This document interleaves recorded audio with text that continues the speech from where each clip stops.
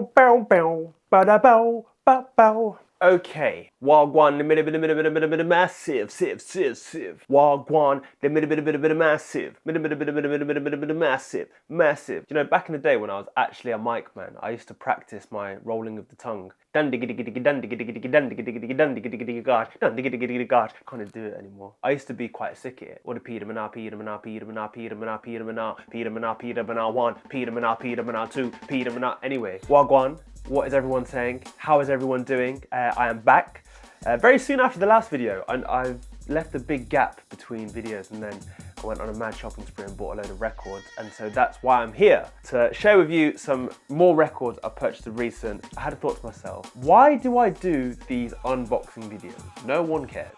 Well, I care about sharing music because I really enjoy music. I don't make music necessarily, but I really enjoy sharing other people's music. It's my purpose, one of my purposes in life. And I'm doing exactly that with you. Probably more than sharing, I enjoy collecting. Hence why I have a nice stack of records. And I have 3 boxes to unbox here. Some of these boxes may contain more than one record. So this is gonna be a big video. Brace thyself. Boomcat, you can tell by the sticker. Still one of my favorite places to purchase records from. Good curation on Boomcat. You can go on Boomcat not knowing what you want and find something that you like, which is nice. I guess it's like shopping. Do you go to shops open to being sold something, finding something new that you didn't expect? Or do you know exactly what you want and go into the shop purely for the sake of going to get it? It's the same with record shopping. Do you go on the website looking for the record, or do you go on the website, listen to loads of stuff and pick from that? Interesting. Shop psychology, and I've just flopped the easy open. I always flop the easy open thing. Not that easy. Stick on it, that's probably why it's not so easy. Right, so. Oh man, they've really gone in. Rah, that's not even sellotape, that's like self-adhesive business. Oh, shout out Boomcat. In fact, you know, one day I'm gonna get Boomcat on my radio show to tell me about some records. Ah, here we go. I almost forgot I purchased this. I love when I forget. They package these things so wonderfully. Look at that, all the polystyrene and everything. Sam Walker, I know you purchased this one recently, and I now too have purchased this record. Jai Paul, the Bait Ones album. You know what my favourite track on this was? It's just a little crush, make me think every time we touch. It's just a little thing, not like everything I do depends on you.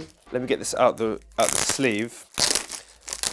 I don't know if you know the story, but there was a very profound story surrounding the incidental release, the leak of this album at the time, and sort of the reason for Jai Paul's disappearance from the music community for a very, very long time. You know, I won't go into all the detail, but he posted a really long article sort of explaining what happened. He's now come to terms with it and has released the leaked album. So this is never the finished album, but it's the album that we all heard. Jai Paul Leak 04 to 13, Bait Ones and XL Recordings have put out the record. And yeah, it's just, despite being a host of unfinished tracks, they are still pretty phenomenal. Good music nonetheless, so I'm really pleased I got my hands on that one. So I might have said this on the last unboxing, my Spotify Wrapped affirmed, because I already knew this, that I listen to a lot of ambient music, and 2023 has been a year where I've sort of transitioned from listening to sort of popular music to listening to ambient music, basically. And I've been discovering artists who put out music that is sort of centered around a particular instrument, but nonetheless has, you know, a load of electronically built sounds around it to create a sort of atmosphere,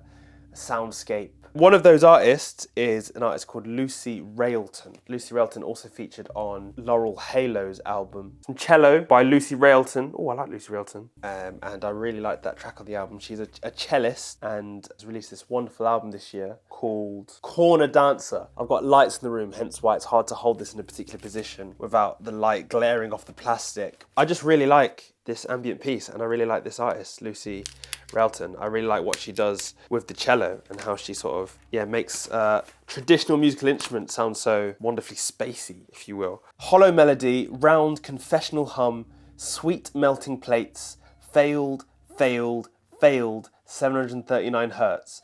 Endless elder, ecstatic high, slit of metal, straight through, you little thing, closer, heated. I'm not going to read all of that, but there's a really interesting passage on the back of the inner record sleeve there. And here is the record, Lucy Railton.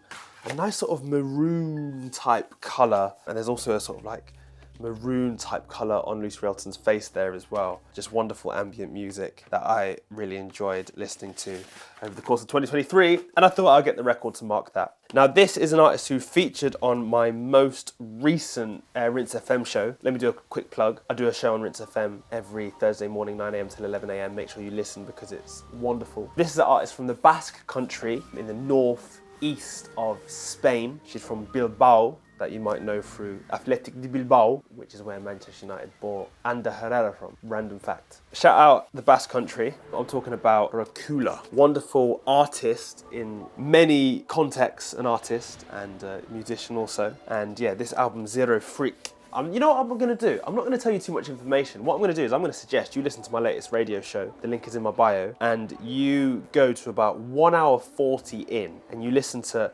Racula themselves put into context the making of this album and themselves as an artist and what their sort of artistic intention is. But yeah, I've just been quite infatuated with this album since I first heard it, maybe back in September. And it's on Lapsus Records. It's just, yeah, a wonderfully built album with loads of really interesting sounds. Again, there seems to be like instrumentation, but just like really sort of mutated in loads of ways. And yeah, it's just a good album. Another album I've listened to a lot in 2023 and I thought was necessary to purchase to mark my listening. So then my records from Boomcat. Now this one, I don't know where this is from. You know when your name's written in handwriting on the front? It's from Bristol. Who did I buy a record from in Bristol?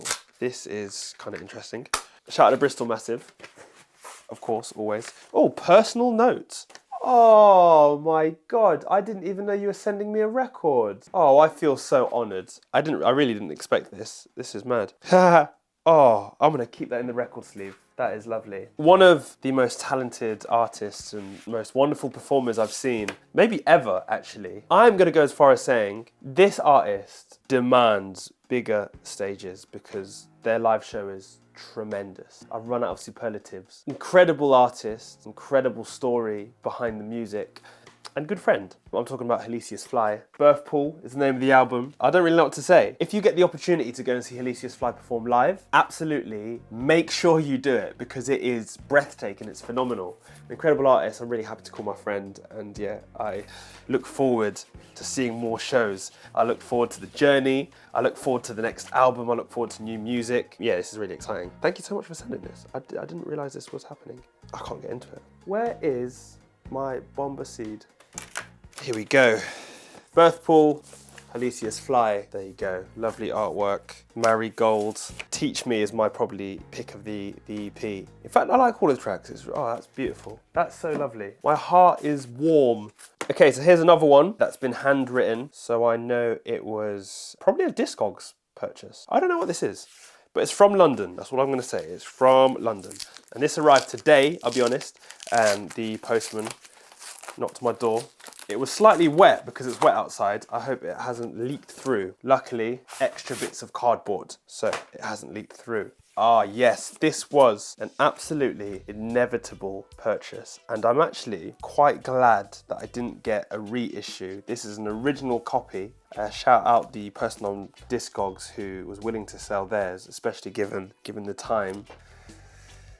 This is an artist who I was really sad to see depart us in the last week. He goes by the name of Benjamin Zephaniah, and I have one of his books. He's just a really remarkable man, a man who sort of represents a huge community of second generation Jamaicans, Rastafarians. Fittingly, this album's called Rasta. The morning I found out of his passing, I immediately just put this album on my headphones, listened from start to finish, and it really depicted the time for people of second generation Jamaican descent.